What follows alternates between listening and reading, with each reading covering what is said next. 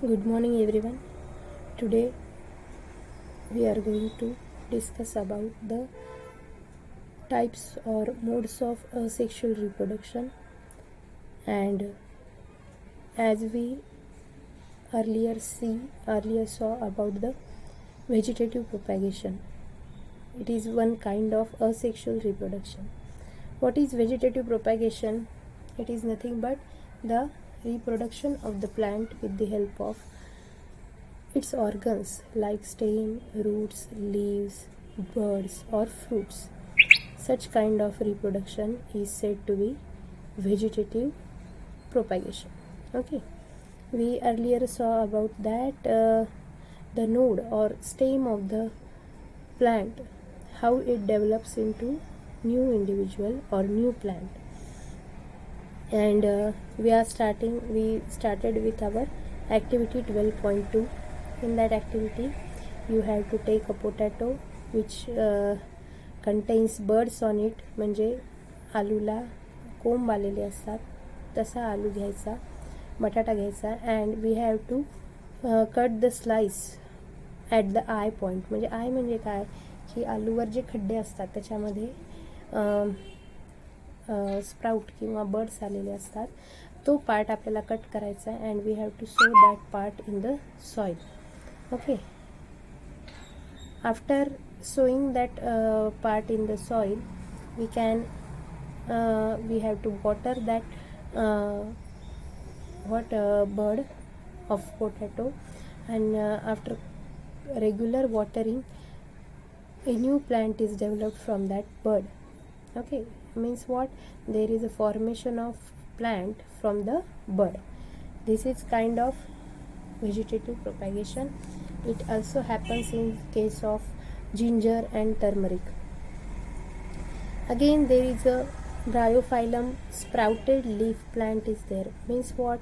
There is a sprout on the leaf. म्हणजे त्या पानफुटी नावाचं एक झाड असतं, ते पान त्याला कोंब आलेले असतात. Sprouting is there. स्प्राउट म्हणजे काय? कोंब येणे. आणि ते पान जर का आपण सॉईलमध्ये लावलं आणि काही दिवसांनी त्याला नवीन पानं किंवा नवीन झाड त्याच्यामधून उगवलेलं आपल्याला दिसतं. It is shown in figure number 12.4 how leaf of bryophyllum with buds converted in to new plant. You can see. Okay, means what? Leaf also acts as a reproductive organ. Next, roots.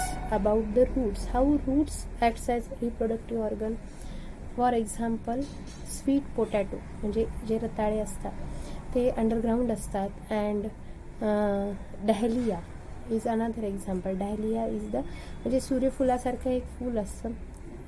In that case roots acts as reproductive organ, म्हणजे रूट्सपासून नवीन झाड तयार होतं. The plants such as cacti produce new plants when their parts get detached from the main plant body. पहा, कॅक्टसमध्ये असे काटेरी फळं आलेले असतात. There is a fruit on the cactus plant. Cactus is a what? Spiny plant, आणि त्याला spiny fruit आलेला असतो. तो जेव्हा डिटॅच होईल फ्रॉम द कॅक्टस प्लांट आणि तो जेव्हा खाली सॉईलमध्ये पडेल तेव्हा त्याच्यापासून नवीन झाड येतं. Means what? All these are the vegetative parts which involve in the reproduction. Therefore, such kind of reproduction is said to be vegetative propagation. आणि लक्षात घ्या, व्हेजिटेटिव्ह प्रोपॅगेशनमध्ये only single parent is involved. म्हणजे एका झाडापासून नवीन झाड तयार झालेलं आपल्याला दिसतं. Okay, and it takes less time to grow as compared to seeds.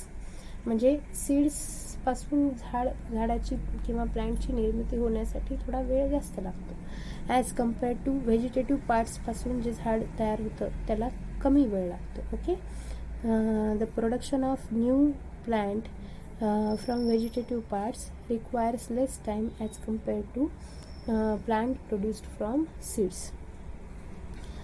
तर this is all about the vegetative propagation. Next is the budding. What is budding? So budding is we can see the budding in yeast cell. What is yeast? Yeast is a fungi. It is unicellular organism, म्हणजे एक sale असलेला organism आहे. If we provide it with sufficient amount of water and nutrient, म्हणजे आपण त्याला पाणी आणि त्याचे जे काही खाद्य ते प्रोव्हाइड केलं तर ते पण रिप्रोड्यूस होऊ शकतं. त्यासाठी there is a activity is mentioned 12.3. In that activity you have to take yeast powder घ्यायची आहे and you have to mix it in the water and add some particles of sugar, म्हणजे काही sugar add करायची आहे, म्हणजे हे त्याचं खाद्य झालं. So what happen and place it in the warm part of the room, म्हणजे थोडंसं त्याला ऊब मिळण्यासाठी एका ठिकाणी ठेवून द्यायचं. काय होईल आफ्टर अन आवर, म्हणजे एका तासातच त्याच्यातला एक ड्रॉप घ्यायचा and we have to see under the microscope. When the drop is put on slide, we can see under microscope there is a formation of buds on the yeast cell. पहा दाखवलेले आहेत birds 12.5 figure number. मग त्या buds काय होतात, what is bud is nothing but small bulb like projection coming out from the yeast cell is called a bud. मग हे बड काय आहे, यीस्टपासून तयार होणारं एक ट्यूब लाईक स्ट्रक्चर आहे.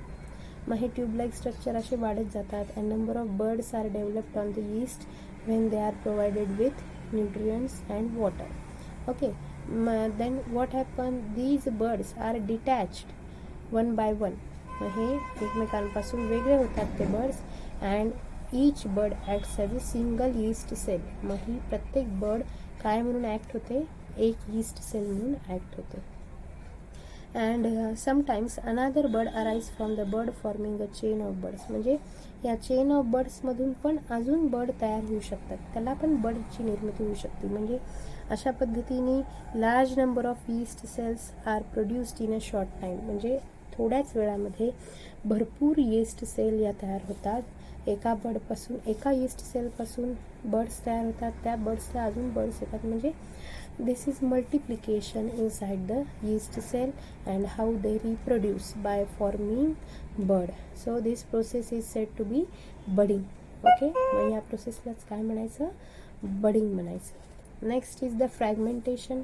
What is fragmentation means what, fragment म्हणजे त्याचे पार्ट तयार होणे, एकापासून दोन पार्ट तयार होणे. मग हे कशामध्ये दिसून येतं, तर Wien you see the green patches in water bodies, म्हणजे पॉन्ड्समध्ये वगैरे हिरवेगार आपण शेवाळ पाहू शकतो, that is non as algae.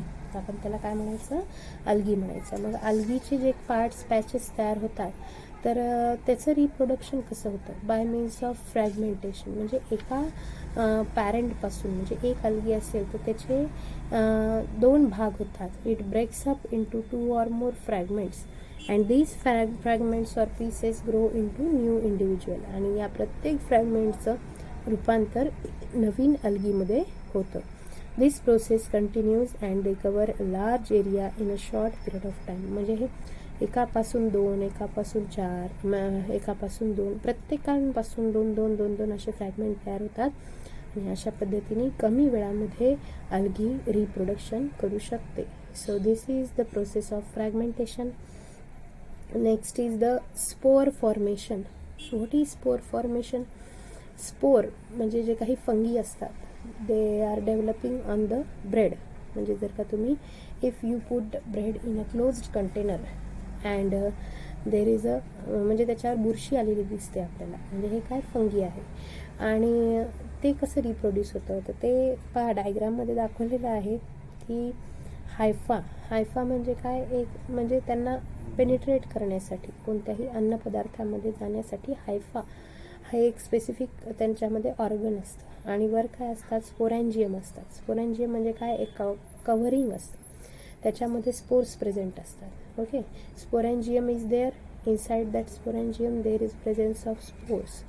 and what happen after some period or some days that sporangium burst and spores are float in the air and they can cover long distance. म्हणजे ते बऱ्याच अंतरावर ते जाऊ शकतात आणि ते जेव्हा खाली पडतात, जिथे काय पडतील तिथे मग नवीन फंगीची डेव्हलपमेंट होते. अशा पद्धतीने स्पोर फॉर्मेशनद्वारे हे रिप्रोडक्शन होतं. Spores are asexual reproductive body. Spores हे काय आहे, ते कोणतेही दोन पॅरेंट्स इन्व्हॉल्व आहेत का? नाही, फक्त एका फंगीपासून स्पोर्स तयार झालेले आहेत आणि म्हणून हे काय आहे? असेक्शुअल रिप्रोडक्शन आहे. Each spore is covered by a hard protective coat to withstand unfavourable condition. मग हा प्रत्येक स्पोर, मी जसं की सांगितलं, स्पोरॅन्जियम हे हार्ड कव्हरिंग असतं त्याच्याभोवती, आणि हे हार्ड कव्हरिंग कशासाठी असतं? त्याला काही ॲटमॉस्फिअरिक कंडिशन्सपासून प्रोटेक्ट करण्यासाठी, जसं की ह्युमिडिटी आहे किंवा मग हाय टेम्परेचर आहे, याच्यापासून ते स्पोरॅन्जियम स्पोर्सना प्रोटेक्ट करतं. Okay. A spore germinates and develops into a new individual. Plants such as moss and ferns also reproduce by means of spores. तर इथे दाखवलेलं आहे पहा की फर्न, मॉस ह्या ज्या काही वनस्पती असतात त्यांच्यामध्ये पण लीफच्या खाली काही स्पोर्सची निर्मिती होते आणि त्या स्पोर्सपासून नवीन झाडाची निर्मिती किंवा नवीन रोपट्याची निर्मिती होत असते. ते जेव्हा स्पोर्स मॅच्युअर होतील आणि ते डिटॅच होतील from the leaf surface, then they develop into new individual. So it is shown in figure number 12.8. So in this period we saw about the types of asexual reproduction. What are the types? Number 1 is vegetative reproduction, number 2 is budding, number 3 is fragmentation, number 4 is spore formation. So I will start sexual reproduction in your next period, and you have to read all these points firstly and try to draw all the diagrams and practice that diagrams with their labeling. Okay, so today I will stop here.